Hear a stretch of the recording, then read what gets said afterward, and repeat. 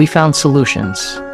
Amerika Serikat menghabiskan hampir 70 miliar dolar atau 1.100 triliun rupiah untuk bantuan luar negeri pada tahun fiskal 2023. Sebagian besar melalui Badan Pembangunan Internasional AS atau USAID. Dengan angka tersebut, AS merupakan penyedia bantuan kemanusiaan terbesar di dunia. Di Indonesia, bantuan Amerika mendanai lebih dari 50 program, mulai dari pengentasan HIV/AIDS dan tuberkulosis, pelatihan perempuan wirausaha, sampai manajemen bencana. Presiden Donald Trump membekukan semua bantuan pembangunan kecuali bantuan pangan yang paling dibutuhkan. Dia mengatakan ingin menyelaraskan kembali sikap luar negeri AS dengan kebijakan yang mengutamakan Amerika. The past 4 years, we've seen the Biden administration spend money like drunken sailors. It's a big reason we've had an inflation crisis in this country, and it's incumbent upon this administration to make sure, again, that every penny is being accounted for honestly. Gedung Putih tidak menjawab pertanyaan VOA tentang program bantuan asing mana yang akan terpengaruh. 2 pekan sejak pembekuan bantuan asing Amerika Serikat, kantor pusat USAID di Washington di belakang saya ini ditutup dan seluruh pegawainya diwajibkan bekerja dari rumah. Departemen Efisiensi Pemerintah yang dipimpin oleh bilioner Elon Musk mengumumkan bahwa Presiden Donald Trump setuju untuk menutup seluruh operasi USAID. Sejumlah anggota Kongres dari Partai Demokrat mengatakan bahwa penutupan lembaga tersebut harus melalui Kongres, namun Presiden Trump tidak sepakat.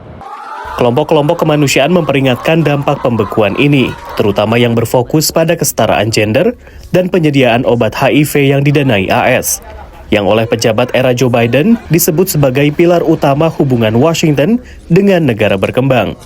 The Secretary General notes with concern the announcement of a pause in U.S. foreign assistance. He calls for additional exemptions to be considered to ensure the continued delivery of critical development and humanitarian activities for the most vulnerable communities around the world. Kelompok advokasi hak asasi manusia mengatakan menyambut baik akuntabilitas yang kuat terhadap dana pajak AS, tapi tidak menghentikan bantuan selama peninjauan. If you want to review all of the assistance, start your review. Be crystal clear on what you're looking at. Don't suspend life-sustaining and life-saving aid while you do that review. Dan analis menyatakan keprihatinan tentang dampak langsung dari perintah penghentian kerja. We must remember that foreign assistance includes such humanitarian projects that relate to administration of vaccines, for example, to children around the world to make sure that they don't get communicable diseases. Mengenai masalah kesehatan masyarakat global itu, sikap Presiden Trump jelas.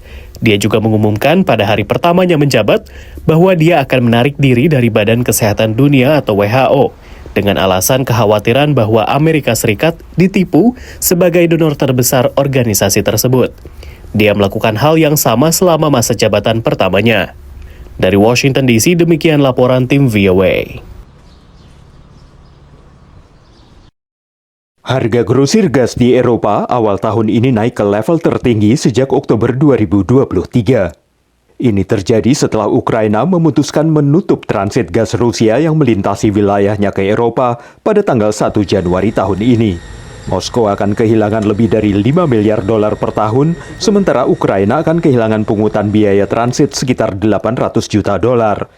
Tapi dampaknya terhadap Eropa akan terbatas menurut analis energi. It was all prepared for. It's basically all priced in. Now, of course, there's winners and losers to a certain point. Certain countries are more dependent on this than others. Slovakia, Hungary, for example, Austria. They will have plenty of gas. It's just that they'll have to pay more, like everybody else has all along. Menurut Presiden Ukraina Volodymyr Zelensky, ia tidak akan lagi memberi Rusia kesempatan untuk mendapatkan miliaran dolar, sementara pasukannya masih terus melancarkan agresi di wilayah Ukraina. Perdana Menteri Slovakia Robert Fico dekat dengan Presiden Rusia Vladimir Putin. Keduanya bertemu di Moskow Desember lalu.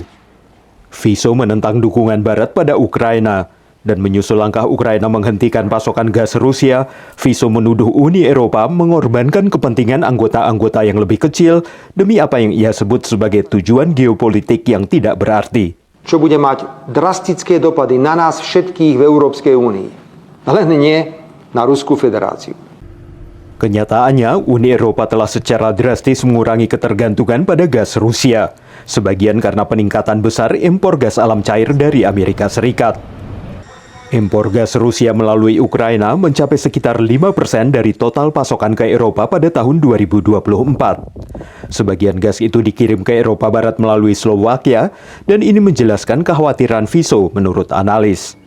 Slovakia was making, I think it's something like $500 million on transit fees, passing the gas across their country through their pipeline system onto others. Sebelum invasi besar-besaran Rusia ke Ukraina pada Februari 2022, perusahaan negara Rusia Gazprom adalah pemasok gas terbesar di Eropa. Menurut analis, Putin salah memperhitungkan tanggapan Eropa. Putin portrays himself as a great Russian nationalist. Well, this great Russian nationalist just lost one of the biggest businesses Russia ever had.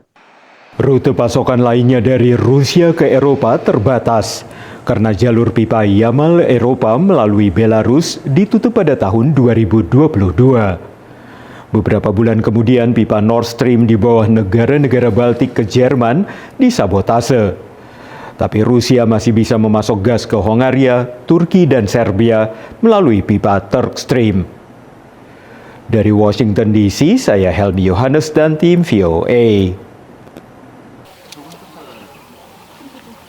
Birding atau bird watching adalah kegiatan mengamati burung di habitat aslinya, apakah di alam liar maupun di dalam kota. Bird watching normally requires you to wake up early in the morning, like crazy hours sometimes, right? You have to know the silhouette of the bird, you have to know its song, you have to go out to a place that you know it's going to be there, right? It can be an extremely hard thing to like truly get into it. Bird Buddy adalah produk yang memungkinkan kegiatan mengamati burung tanpa meninggalkan rumah. Produk ini adalah pemberi makanan burung pintar dilengkapi kamera. Bird Buddy digagas pada 2020 saat puncak pandemi COVID. Pandemi COVID dengan berbagai restriksinya atas kegiatan di luar rumah juga membuat semakin banyak warga Amerika Serikat meminati kegiatan mengamati burung dan juga menonton streaming video perilaku binatang apakah di alam liar ataupun di kebun binatang. Menurut data yang dihimpun Dinas Perikanan dan Satwa Liar AS, sekitar sepertiga warga Amerika Serikat pada 2022 ikut kegiatan mengamati burung. Sekitar 91% dari angka itu melakukannya dari rumah saja. There are, however, 20 to 30 species of birds in most U.S. backyards, right? That people either don't really know or appreciate, right? Di negara bagian Delaware, Maureen mengaku tadinya bukan penggemar kegiatan mengamati burung. Bird Buddy came into my life as a gift for my husband for his birthday. He's a biologist. He loves birds. I didn't really particularly care about birds at all. I'm not anti-bird. I just didn't get it. Tapi berkat Bird Buddy, Maureen berangsur berubah sikap. You know, oh, look at this bird, bird camera we got. I never cared about birds, but look at their stupid little faces. They're so funny. And people started reacting to that. And then I kept getting more postcards from Bird Buddy and they were just funny and cute. And so I kept posting on Facebook. I really enjoy watching, different birds for different reasons. The female red-winged blackbird, she takes no crap from anybody. She is a badass. She will hold her ground. I love that about her. The tufted titmouse, I really enjoy because he seems to know he's very handsome. He will sit in front of the camera and hold his little seed and blink at you. One of the things that I've learned on a recent call with a customer, which again is kind of these things often blow me away, is that for them, one of the most beautiful things of Bird Buddy is that they love being with nature on a first name basis. Tak hanya burung, kamera Bird Buddy kadang juga merekam satwa lain. Bird Buddy kini mengembangkan produk lebih kecil untuk mengamati serangga. Dari Washington DC, Nova Purwadi dan tim VOA. Area lokasi kecelakaan antara pesawat penumpang American Airlines dengan helikopter Black Hawk milik Angkatan Darat Amerika Serikat telah ditutup untuk operasi pencarian dan investigasi. Ini adalah titik terdekat dengan lokasi kejadian meski terhalang jalan tol. Meski operasi pencarian dan investigasi tengah berlangsung, Bandara Nasional Ronald Reagan di belakang saya ini telah dibuka kembali sejak pagi tadi. Di sini Anda dapat melihat pesawat berlalu lalang untuk mendarat di bandara. Tabrakan terjadi pada hari Rabu pukul 9 malam waktu AS ketika pesawat American Airlines akan mendarat ke Bandara Reagan dan bertabrakan dengan helikopter. Saat berita ini dibuat, petugas telah menemukan setidaknya 28 jenazah dari Sungai Potomac, lokasi jatuhnya pesawat. Ini mencakup penumpang dan kru pesawat serta prajurit dalam helikopter Black Hawk. Unbelievable. Shocking. Just to think about a plane crash in the DC area, a very busy area in terms of aviation. You know some of the people on the plane is even a bigger blow. We just wish them well, and like the families, the courage and the strength to make the next step. It's a tragedy, a horrible loss of life. For those 64 souls on that civilian airliner, and of course, the 3 soldiers in that Black Hawk. Pada Kamis pagi, upaya penyelamatan telah diubah statusnya menjadi upaya pencarian korban. Petugas penyelamat meyakini seluruh orang baik di pesawat maupun di helikopter yang jumlahnya 67 orang meninggal dunia.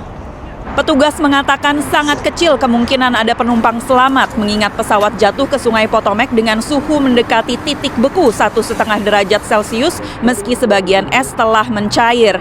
Dengan suhu tersebut, petugas mengatakan tubuh manusia hanya bisa bertahan 15-20 menit sebelum mengalami hipotermia. Kondisi beku ini juga menjadi tantangan bagi petugas pencarian. Petugas telah menemukan badan pesawat yang terbelah menjadi 3, serta bangkai helikopter ditemukan terbalik di dalam aliran sungai. Dari Washington DC, saya Valdia Baraputri beserta tim VOA. Dalam pertemuan pertamanya untuk 2025, Bank Sentral Amerika Serikat atau Federal Reserve akhirnya tak mengubah suku bunga acuan dan mempertahankan pada level 4,4 hingga 4,5%. The Fed mengakui laju inflasi telah mendekati target 2%, meski belakangan tetap tinggi. We're going to be focusing on seeing real progress on inflation or alternatively some weakness in the labor market before we consider making adjustments. Meski tak mau mendahului keluarnya kebijakan pemerintah baru, apapun kebijakan dan dampaknya juga dalam pantauan The Fed. We're going to be watching carefully, and as we always do, this is no different than any other set of policy changes at the beginning of an administration. We'll patiently watch and understand, and kind of not be in a hurry to get to a place of understanding what our policy response should be until we see how it plays out. Menurut analis, perkembangan terkini membuat Bank Sentral tak hanya sangat bergantung data, tapi juga ekstra hati-hati. The new Trump administration, the 9-hour tariff war with Colombia, DeepSeek coming out. It seems like there's a lot more uncertainty today than there was 7 or 8 days ago. So they're nervous, they're more on hold and more data watching, I think, than they've ever been. And they're waiting for inflation to drop down to that 2% level and or unemployment to rise precipitously in order to move on interest rates. Pengamat umumnya mencermati The Fed berada pada tahap wait and see alias menunggu perkembangan selanjutnya. Dan bila pun suku bunga acuan diturunkan kembali, hal tersebut tidak akan dilakukan dalam pertemuan The Fed selanjutnya pada bulan Maret.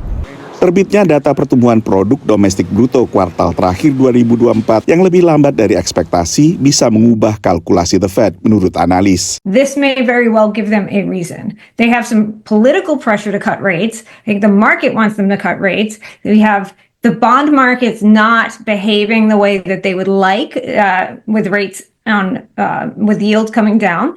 And so for all those reasons, I think we might have, I can't believe I'm saying this because I have never said this before, we might have more rate cuts in 2025 than I originally thought. I was originally thinking 2, but this data gives me pause and makes me think that there is something here that can give the Fed a reason to do another cut that we weren't necessarily expecting. PDB kuartal keempat Amerika Serikat tumbuh 2,3% secara tahunan, lebih rendah dari perkiraan sebesar 2,6% dan melambat dari kuartal sebelumnya yang tumbuh 3,1%. Dari Washington DC, Nova Purwadi dan tim VOA.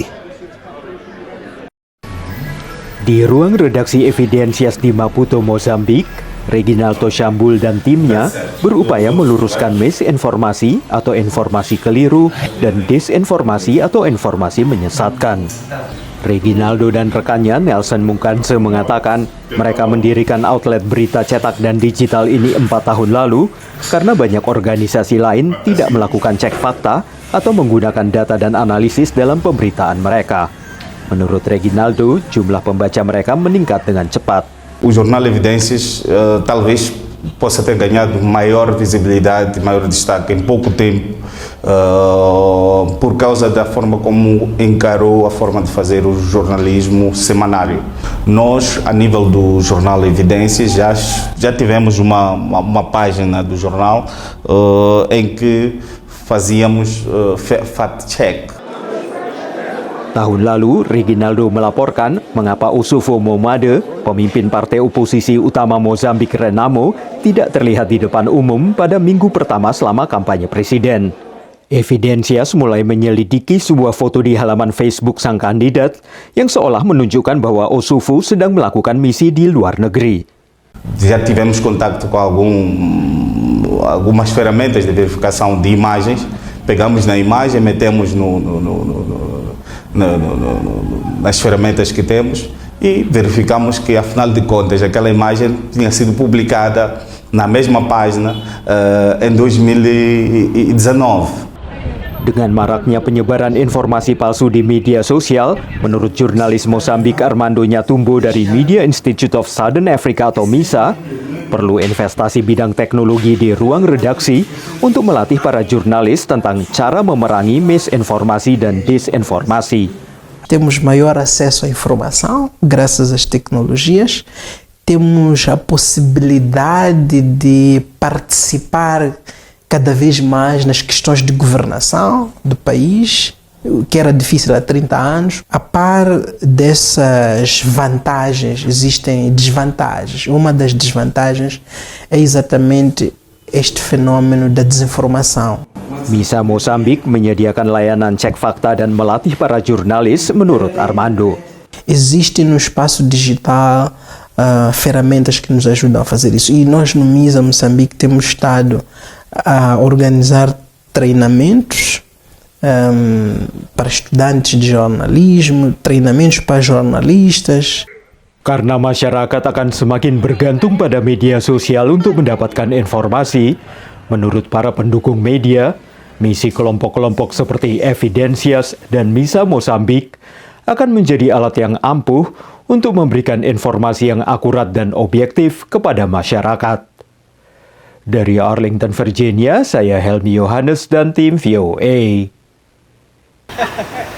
Warga New York ini ramai-ramai mengantre untuk mencium bunga bangkai yang khas. So many different smells. We got some stinky cheese, some poop smells, some kind of sweaty. Ooh, now I get the sweaty sock smell, foot smell. And then like once in a while I actually get this like very fleeting, thin, pleasant floral smell. But that's not as often as the bad smell. Bunga bangkai alias Amorphophallus gigas ini mekar untuk pertama kalinya sejak tiba di Brooklyn Botanical Garden 7 tahun yang lalu. Ini adalah peristiwa yang sangat langka, mengingat bunga endemik Sumatera ini mekar setiap 2 hingga 10 tahun sekali dan rata-rata hanya sekitar 24 jam. I think it smells like something growing actually in the earth, and I do think it smells rotten, but more like rotting food almost. Yeah. Ketika mekar, bagian kuning bunga yang seperti paku disebut spadix berdiri tegak hingga kelopak di sekelilingnya mekar dan menarik penyerbuk ke bagian reproduksinya. Kemudian bagian yang berwarna kuning runtuh. So carrion beetles that would be attracted to stuff that smells kind of putrid. So like poop or rotten eggs, stinky cheese, things like that. So like all plants, flowers that smell beautiful are attracting bees, or they're attracting hummingbirds or other birds. This is attracting beetles and flies. Brooklyn Botanic Garden adalah satu dari hanya 10 kebun raya di dunia yang punya koleksi bunga bangkai, menurut Botanic Gardens Conservation International atau BGCI. Saking antusiasnya warga New York, jumlah pengunjung kebun raya ini sampai membludak. It's amazing. All of Brooklyn has come out to see this flower today, one of the coldest days of the year. We've had 5 times our normal attendance today. Terakhir, bunga bangkai mekar di kota New York adalah pada tahun 2019 di lokasi yang berbeda, yakni New York Botanical Garden di Bronx. Pemirsa, bunga bangkai tercatat mekar pertama kali di Amerika Serikat pada tahun 1937. Saking bersejarahnya peristiwa ini, bunga bangkai bahkan sempat ditetapkan sebagai simbol resmi dari Bronx di New York City pada 1939 sebelum akhirnya diganti menjadi bunga lili pada tahun 2000. Dari New York, Randy Wicaksana dan tim VOA. Spanyol adalah perekonomian terbesar keempat di zona Euro. Tapi di antara ke-32 anggota Pakta Pertahanan Atlantik Utara atau NATO, pembelanjaan pertahanannya berada pada urutan terbawah.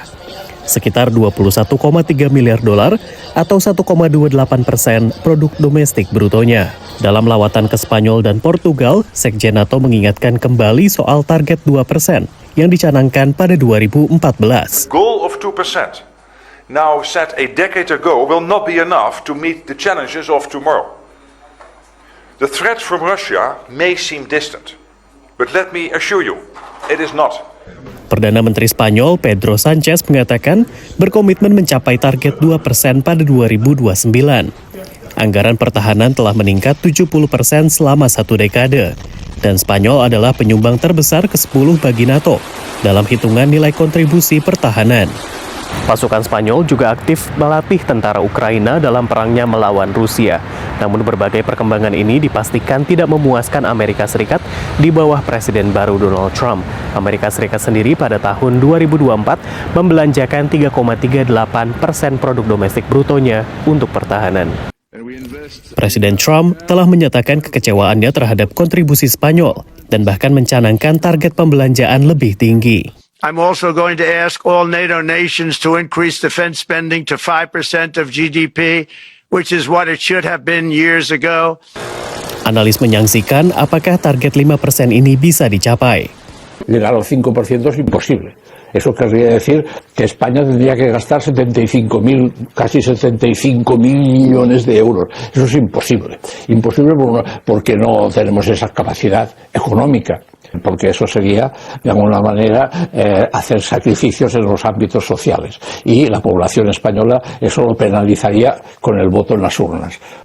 Tapi negara anggota lain, Lituania, mengaku bisa meningkatkan pembelanjaan pertahanan ke 5 hingga 6% PDB pada 2026. Tai nėra koks nors perviršis. Įsiliejame į NATO gynybos planus, kurie yra mūsų regionui gyvybiškai svarbus. Saat pertama menghadiri KTT NATO sebagai Presiden AS pada 2017, Donald Trump menegur sekutu-sekutu Amerika guna meningkatkan pembelanjaan militer. Seruan serupa dipastikan kembali dikemukakan pada KTT tahun ini di Den Haag pada Juni. Demikian laporan tim VOA. Perjalanan hidup Kristania Beso memang unik. Saya suka tantangan, udah coba ini dunia modeling, and then I don't really like it. I mean I love it, the experience, it's really good. Tapi saya pengen belajar tentang kehidupan lagi. Kristi, demikian ia akrab disapa, adalah mantan Miss Indonesia yang mewakili Indonesia pada ajang Miss World 2006 di Polandia. Setahun kemudian, mantan mahasiswi Universitas Samratulangi Manado, jurusan Administrasi Bisnis Internasional ini, pindah ke California dan menetap selama 2 tahun. Ia mengambil sekolah menjadi perawat sebelum kemudian pindah ke Kansas selama 5 tahun. And it was really hard for me, susah banget sekolahnya. Sekolahnya pas, tapi licensing untuk RN itu, it's really hard. I failed it.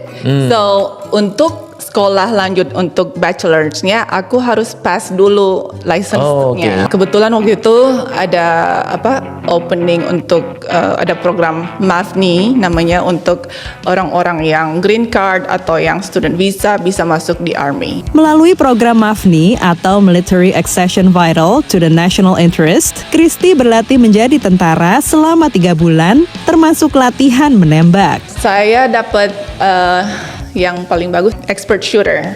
And then kan waktu itu umur saya 28 tahun waktu masuk. Jadi kebanyakan yang enlisted itu kan 18 tahun. Kebanyakan itu yang 10 tahun lebih muda. Iya. Kalau mereka lari, aku yang ketinggalan di belakang. Ia kemudian ditempatkan di Fort Hood di Corley, Texas sebagai perawat dan memperoleh pangkat E4 atau kopral. Jadi pas lagi kerja di dalam Army, saya juga bisa ambil sekolah online di universitas biasa, dibayarin sama Army. Christy berhasil memperoleh lisensi sebagai perawat dan gelar sarjana keperawatan sebelum akhirnya memutuskan untuk berkeluarga dan berkarir sebagai perawat. Pangkat terakhirnya saat pensiun dari tentara adalah sersan. Kini Christy menetap di Baytown, Texas, dan sejak tahun lalu bersama suaminya, ia mulai merintis bisnis assisted living atau klinik perawatan orang tua dengan mobilitas terbatas. Yang paling penting fall precautions-nya, jadi kamar mandi nanti kamar mandinya harus ada rail. You know, we wanted to help out in the community and find a way that we can make a living while helping people in the community. The hardest thing was just taking that leap, the risk factor, because hundreds of thousands of dollars all at once to try to build the proper facility that you need for this business. It's a little bit scary, so you're taking a risk. Dari Miss Indonesia hingga menjadi tentara dan perawat, kini Christy akan menjalani peran baru sebagai seorang pemilik bisnis. Pelajaran hidup. Ya, saya senang coba hal-hal yang baru. Karena Bapak dulu angkatan laut, jadi kita tiap 2 tahun, 4 tahun pindah gitu. Jadi saya suka belajar sesuatu yang baru. Dari Baytown, Texas, tim VOA.